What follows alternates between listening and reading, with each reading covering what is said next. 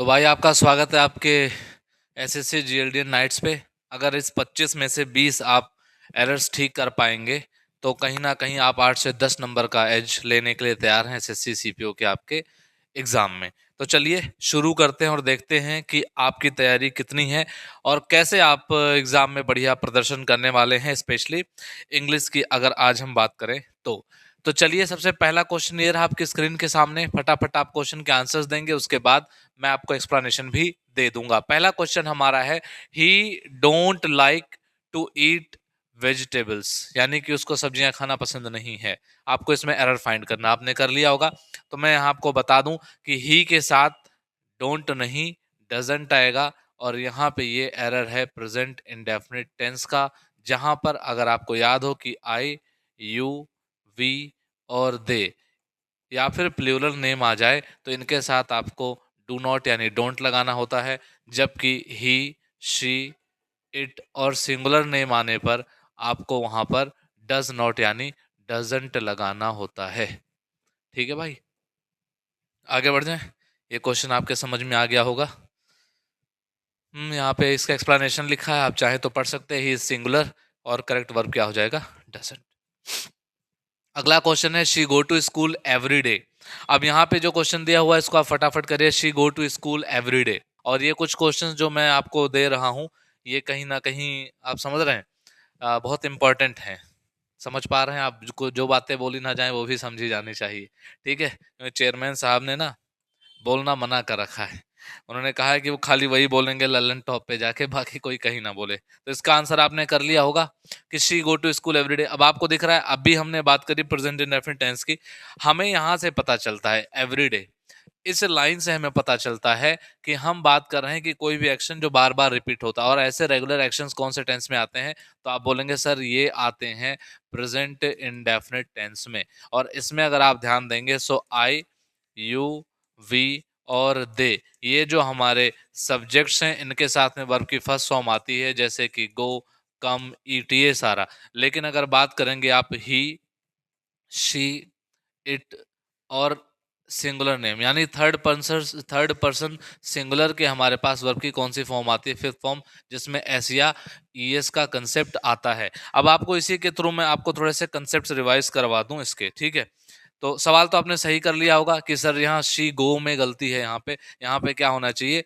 Goes होना चाहिए और ऑप्शन भी हमारा क्या हो जाएगा? करेक्ट हो जाएगा। अब मैं आपको थोड़ा सा इसके बारे में समझा दूं कि एस और थर्ड पर्सन सिंगुलर के साथ लगना चाहिए। मैं यहाँ पे आपको रूल समझाना चाहता हूँ कि एस या ईएस बनता कैसे, एक बार रिकॉल करवा देता हूँ। ठीक है भाई, तो पहला क्या होता है कि अगर किसी वर्ब के लास्ट में O, S S, C H, S H, X और जेड अगर ये आते तो आपको ईएस लगाना है, ये नहीं आते तो आपको एस लगाना है।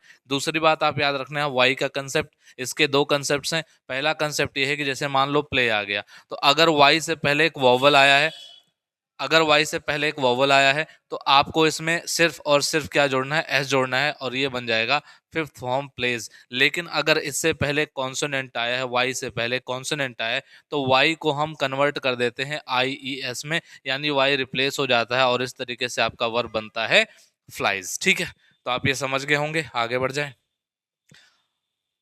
अगला हमारा है neither of the students has submitted there assignment yet. करिए इस क्वेश्चन को, आराम से करिए, कोई जल्दबाजी नहीं है।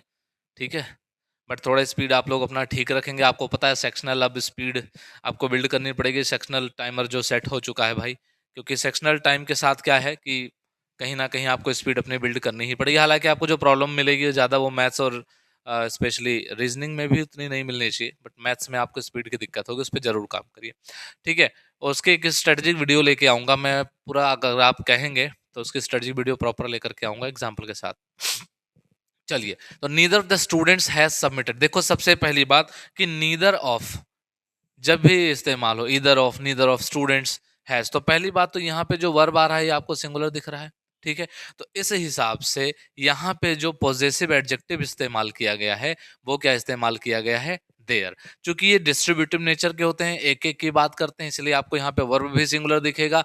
दूसरी बात, अगर वर्ब सिंगुलर है तो उनके हिसाब से जो आपका पॉजेसिव एडजेक्टिव होना चाहिए वो क्या होना चाहिए? हिज या फिर हर। तो हमारा ऑप्शन डी क्या है? इनकरेक्ट है। यहाँ पे देयर के जगह पे क्या होना चाहिए? हिज, या फिर क्या होना चाहिए था, हर। इन दोनों में से कोई भी रहता तो ठीक होता। वैसे ज्यादातर जो है वो मेस्कुलिनिटी की तरफ जाते हैं, और मेस्कुलिन होने की वजह से इन जेंडर के लिए हिज को ही प्रेफर किया जाता है। ठीक है, तो यहाँ पे इन्होंने ये एक्सप्लेनेशन में लिख रखा है कि नीदर इज सिंगुलर, और इसलिए हिज और हर हम क्या रखेंगे, प्लूरल। ठीक है, लेकिन इसका और भी केसेस हैं, तो आप देख लेना भाई। ठीक, अच्छा, क्वेश्चन नंबर 4 क्या कह रहा है, if I would have known I would have helped you. If I would have known I would have helped you. तो आप इस क्वेश्चन को पहचानिए, कहाँ का ये क्वेश्चन है और इसे आप कैसे अटेम्प्ट करेंगे। आपको इसमें एरर क्या दिख रहा है, फटाफट से करिए भाई। तो चलिए, आपने कर लिया होगा। If I would have known, सबसे पहली बात, अगर हमारा कोई भी क्लॉज है जो इफ से, व्हेन से, ठीक है, इन सब से अगर स्टार्ट होता है, तो उसके साथ में कभी विल वाला पार्ट आपको नहीं दिखता है ना, वुड वाला पार्ट आपको नहीं दिखता है। तो यहाँ पे आपको एक बात दिखाई दे रही होगी कि यहाँ वुड हैव वर्ब की थर्ड फॉर्म है। आप याद करो, ये कंडीशनल सेंटेंस है, केमिकल सेंटेंसेस हैं, ये हैं कंडीशनल्स। ठीक है, तो कंडीशनल्स में क्या होता है, यानी कि एक जो क्लॉज बनाते हैं, तो इसमें क्या होता है कि अगर आप देखिए वुड हैव वर्ब की थर्ड फॉर्म इधर यूज की गई है, तो यहाँ पे क्या यूज किया जाएगा, इफ आई हैड नोन, यानी कि हैड प्लस वर्ब की थर्ड फॉर्म इस्तेमाल करी जाएगी इफ क्लॉज में, और बाकी जो मेन क्लॉज है उसमें क्या इस्तेमाल किया जाएगा, वुड हैव वर्ब की थर्ड फॉर्म। तो आपको कंडीशनल सेंटेंसेस आने चाहिए, आपको याद होना चाहिए। तो यहाँ पे आप देखिए कि वुड हैव नोन के जगह पे हमें क्या लिखना पड़ेगा, हैड नोन। ठीक है, अगर कंडीशनल सेंटेंस के आप बोलो वीडियो बोलोगे, तो मैं शॉर्ट्स में एक काम करूंगा, 1 से 2 मिनट की उसकी एक छोटी सी शॉर्ट्स डाल दूंगा, 1 से 1.5 मिनट के अंदर, सारे कंडीशनल एक साथ। ठीक है, चलिए अगला क्वेश्चन करिए भाई। अगला क्वेश्चन क्या है, she is not only intelligent but also has a good sense of humour. तो ये आपने कर लिया होगा ये क्वेश्चन की, हाँ, यहाँ पे आपको एरर मिल गया। तो यहाँ पे क्या हो जाएगा कि भैया इज यहाँ पे नहीं चाहिए, she not only is intelligent but also has a good sense of humour. तो यहाँ हमारा एरर हो जाएगा नंबर ए में। ठीक है, अगला question, he runs very fast then his brother. इसमें एरर बताओ भाई।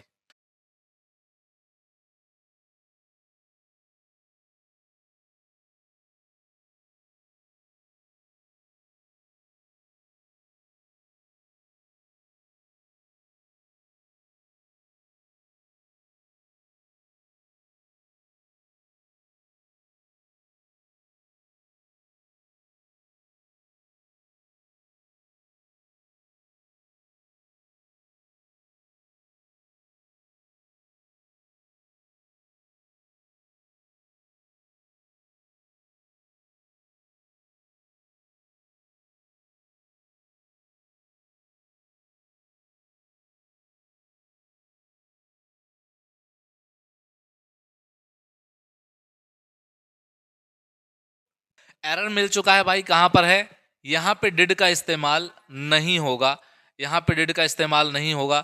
सीधा सीधा बताएंगे वेयर आई लिव ना। आपसे पूछे, अगर मान लो किसी ने आपसे पूछा कि आपका नाम क्या है, तो वो क्या पूछेगा, व्हाट इज योर नेम, यही तो पूछेगा। लेकिन अगर वो आपको बताए ये बात, ये नरेशन का पार्ट है, अगर आपको कोई बताए ये बात कि मुझे पता, आई नो, तो हम ये बोलेंगे व्हाट योर नेम इज। तो इसका आंसर क्या होगा, डिड को आपको क्या करना है, रिमूव करना है। ठीक है, अगला, I am use to swim early in the morning. ठीक है, अब देखना, I am use to swim early in the morning, इसमें गलती कहां पर है। तो अगर आपने पढ़ा होगा ऑक्सिलरी या फिर मोडाल्स में, एक टॉपिक हमारा है क्या, यूज्ड टू। तो यूज्ड टू में क्या आता है, एक तो सिंपल यूज्ड टू होता है जिसके साथ वर्ब की फर्स्ट फॉर्म लग जाती है, और आप सीधे अपनी पास्ट की हैबिट बता देते हैं कि आई यूज टू स्मोक, आप फूंका करते थे, क्या करते थे भाई, आप फूंका करते थे, आप ये बता सकते हैं। लेकिन एक यूज्ड टू क्या यहाँ पे इस्तेमाल होता है, उसके साथ में जीरंड का इस्तेमाल होता है, यूज्ड टू समथिंग होते हैं आप। तो अगर वहां पे जीरंड का इस्तेमाल होगा, तो वहां पे क्या चिपका देंगे आप, वहां पे आप चिपका देंगे भाई आई एन जी। तो यहाँ पे क्या हो जाएगा, स्विमिंग, सीधा कर लो भाई, ऑप्शन नंबर सी। कहाँ पे दिक्कत है, स्विमिंग होना चाहिए, use to something, I am use to swimming, she is use to smoking, इस तरीके से इस्तेमाल करेंगे। इसे पास्ट में भी यूज किया जा सकता है, I was use to smoking, अभी छोड़ दिया मैंने। ठीक है, सुबह सुबह भाई नहाने का आदी हूं मैं। चलिए, तो यहाँ पे स्विमिंग हो जाएगा। अगला ये रहा, दे इंसिस्टेड ऑन टू पे द बिल बाय देमसेल्व्स। करिए भाई, इंसिस्टेड ऑन मतलब किस चीज के लिए इंसिस्ट किया, यहाँ पे लिखा है टू पे द बिल बाय देमसेल्व्स, ठीक है। टू व्हाट, किस चीज के लिए, तो यहाँ पे भी आपको क्या यूज करना पड़ेगा, जीरंड, यानी यहाँ पे क्या लगेगी, आईएनजी, यानी कि आपका ऑप्शन नंबर बी क्या हो गया, इनकरेक्ट हो गया भाई, ठीक है। अगला सेंटेंस करिए, ऑन पेइंग इसका आंसर। अगला क्वेश्चन करिए, each of these books have a different author. अब देखो भाई, आप इस क्वेश्चन को पहले अटेम्प्ट कर लो, वीडियो को पॉज करके अटेम्प्ट कर लेना, ठीक है। मैं एक्सप्लेन करता हूँ। Each of these books have a different author. देखो पहली बात तो ईच क्या है, ये एक डिस्ट्रीब्यूटिव प्रोनाउन है। अगर एक डिस्ट्रीब्यूटिव प्रोनाउन है तो जाहिर सी बात है ये सिंगल सिंगल की बात करेगा, तो इस हिसाब से वर्ब क्या आना चाहिए, सिंगुलर आना चाहिए। तो यहाँ पे इसका जो आंसर होगा वो क्या होगा, ऑप्शन नंबर सी इनकरेक्ट है, क्योंकि यहाँ पे हैव नहीं चाहिए, हैज चाहिए, ठीक है भाई। अगला क्वेश्चन करिए, ईच के साथ में क्या लग जाएगा, हैज लग जाएगा। अगला question, he said that he is coming tomorrow. अब देखो वैसे तो ये पार्ट किसका है, नरेशन का पार्ट है। तो अगर यहाँ पे वर्ब की सेकंड फॉर्म यूज की गई है ही सेड दैट, इसका मतलब ये कहे गए स्टेटमेंट को वापस से कहा जा रहा है किसी के, उसने कहा कि वो कल आएगा, तो यहाँ पे इज के जगह क्या हो जाएगा, वॉज हो जाएगा भाई, यानी आपका ऑप्शन नंबर बी हो जाएगा इनकरेक्ट। वहां पे क्या होना चाहिए, he said that he was coming tomorrow, ठीक है। चलो अगला, the teacher along with his students are going on a trip. बहुत बढ़िया क्वेश्चन है, सब्जेक्ट वर्ब अग्रीमेंट का बेहतरीन सवाल, सब्जेक्ट वर्ब अग्रीमेंट का बेहतरीन सवाल। देखो मैंने आपको हिंट दे दिया है, आपको एरर ढूंढना है, बताओ कहाँ एरर है, ठीक है। सब्जेक्ट वर्ब अग्रीमेंट के हिसाब से मैंने आपको बेहतरीन सवाल दिया है, ठीक है। The teacher along with his students are going on a trip, आपको बताना है इसमें क्या एरर है। चलो आप ढूंढ चुके होंगे। अब देखो अलॉन्ग विद जो है, अलॉन्ग विद ये जो इस्तेमाल किया गया है, ये प्रेपोजिशन का काम करता है। इसीलिए क्या होता है कि ये जो द टीचर लिखा हुआ है ये अकेले सब्जेक्ट बनेगा, बाकी अलोंग विद प्रेपोजिशन एक प्रेपोजिशनल फ्रेज है, तो प्रेपोजिशन आते हैं ऑब्जेक्ट्स के लिए, तो हिज स्टूडेंट्स क्या हो जाता है, ऑब्जेक्ट हो जाता है। इसीलिए यहाँ पे वर्ब प्लूरल नहीं लगेगा, हमारा फर्स्ट सब्जेक्ट सिंगुलर है, इसलिए वर्ब यहाँ पे क्या चाहिए होगा, सिंगुलर चाहिए होगा। तो आर गोइंग की जगह क्या हो जाएगा भाई, इज गोइंग हो जाएगा, क्योंकि अलोंग विद क्या है, एक प्रेपोजिशनल फ्रेज और प्रेपोजिशन आते हैं ऑब्जेक्ट्स के लिए। तो ऑन हिज स्टूडेंट्स क्या हो जाएगा, हिज स्टूडेंट्स हो जाएंगे ऑब्जेक्ट, इसलिए हमारा सब्जेक्ट सिर्फ टीचर है, इज गोइंग हो जाएगा। अगला क्वेश्चन करिए, she has been working here since 5 years। बहुत आसान सा सवाल, काफी इजी क्वेश्चन है, she has been working here since 5 years, है ना। अब जिसको भी टेंस आता होगा वो ये सवाल तुरंत ही कर देगा, सेकंड्स में कर देगा। तो आपको इसी स्पीड में जाना, कुछ क्वेश्चन आपको ऐसे मिल सकते हैं। तो सबको पता है कि भाई 5 years की बात हो रही है, तो सिंस के जगह पे क्या आ जाएगा, फॉर आ जाएगा। अब थोड़ा सा आप चाहो तो ध्यान रख लो कि सिंस फॉर में अगर आपको गलती हो जाती हो, मिस्टेक हो जाता हो, तो सिंस फॉर का ध्यान रख लो। सिंस का इस्तेमाल हम करते हैं अगर हम पॉइंट आउट करते हैं टाइम को, ठीक है, pointing out the time, the time, starting time, है ना, स्टार्टिंग टाइम। अगर कोई काम आप शुरू कब कर रहे हैं वो बताना चाहते हैं तो फॉर सिंस, और अगर आप गैप बताना चाहते हैं उस काम का तो क्या हो जाता है, फॉर। जैसे कोई बोले मैं 10 साल से पढ़ा रहा हूं, तो वो ये बताना नहीं चाह रहा उसने शुरू कब किया, वो महिमा मंडल कर रहा है अपने 10 साल का। लेकिन अगर वो बोल रहा है भाई मैं 2015 से पढ़ा रहा हूँ, सीधा बता रहा है मैंने इसी टाइम शुरू किया, तो इसके लिए सिंस आएगा और इसके लिए क्या हो जाता है, फॉर हो जाता है। आगे बढ़े, ठीक है भाई। अगला question, I don't know how much books he has. देखो भाई, सबसे पहली बात, बुक्स को हम काउंट कर सकते हैं, दे आर काउंटेबल, इसीलिए यहाँ पे क्या होना चाहिए, मैनी होना चाहिए। तो मैनी और मच मच का जवाब क्या है, देखो भैया मच मच कहाँ पे कर सकते हैं आप, मच मच कर सकते हैं वहां पर जहां आपको अनकाउंटेबल चीजें मिले। मैनी कहाँ करेंगे, जहां पे काउंटेबल प्लूरल हो, काउंटेबल हो प्लूरल, ठीक है भाई। तो उसके पास कितनी किताबें हैं, उसके लिए क्या हो जाएगा, हाउ मच नहीं, हाउ मैनी होना चाहिए, ठीक है, हाउ मैनी। अगला क्वेश्चन ये रहा, she promised to help me with my project tomorrow. इसमें एक ऑप्शन होना चाहिए नो एरर, है ना, इसमें है नहीं, इसमें होना चाहिए एक option, she promised to help me with my project tomorrow, इसमें कोई एरर नहीं है, ठीक है। तो इसमें नो एरर आएगा भाई, ठीक। बाकी अगर इसमें यही सेंटेंस इंप्रूवमेंट के लिए आ जाता तब क्या होता, मान लो मैं यहाँ से यहाँ तक सेंटेंस इंप्रूवमेंट लगा दूं, लो अब हो जाएगा टुमारो की जगह द फॉलोइंग डे। क्या हो जाएगा भाई? The following day. अगर सेंटेंस इंप्रूवमेंट में पूछता तो टुमारो की जगह क्या लिखते? The following day. क्योंकि ये नरेशन का पार्ट हो जाता है। नरेशन के पार्ट में क्या हो जाता है कि वो बता रही कि हाँ उसने मेरे को प्रॉमिस किया कि कल वो मेरे प्रोजेक्ट में मदद करेगी, तो कहे गए स्टेटमेंट को वो वापस से कह रही है, तो वहां पे क्या हो जाएगा? द नेक्स्ट डे या द फॉलोइंग डे। ठीक है। If I am you I wouldn't do that. ये कौन सा सेंटेंस है भाई? ये केमेरिकल सेंटेंसेस हैं। इनको क्या बोलते हैं? केमेरिकल सेंटेंसेस बोलते हैं इनको। आपको करेक्ट करना है। If I am you I wouldn't do that. मैं नहीं करता ऐसा भाई, अगर मैं तुम्हारी जगह होता तो, ऐसा कहना चाह रहे हैं। अब ये कौन सा कंडीशन है भाई? तो यहाँ पे क्या हो जाता है, ये केमेरिकल सेंटेंसेस में हमें वर्ब अलॉट किया गया है, फिक्स एक वर्ब अलॉट किया गया है सबके साथ में। वो क्या है? Were. If I were you. ठीक है। इफ आई वर, अच्छा वर्स एक और जगह एक बात याद आई। इफ आई वर यू से एक बात याद आई है, मैं आपको बता दूं। इसके जगह पे कई बार एक फ्रेज या इडियम जो भी कह लो इस्तेमाल हो जाता है कई बार, और उसको क्या बोलते हैं वो सुन लो भाई ध्यान से। मिलेगा in your shoes. So in someone's shoes ऐसे लिख के आता है। ठीक है। इन समवंस शूज ऐसे लिख के आएगा, इन समवंस शूज। इसका मतलब क्या होता है? किसी के जूते में नहीं घुसे हुए हैं आप उसकी जगह होंगे। ठीक है।